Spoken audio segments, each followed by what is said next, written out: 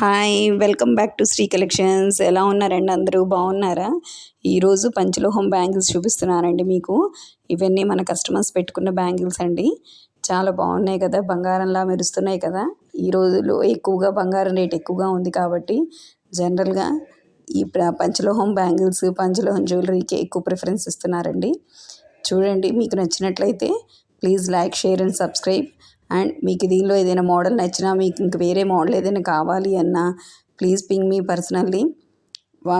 screen మీద కనిపిస్తున్న WhatsApp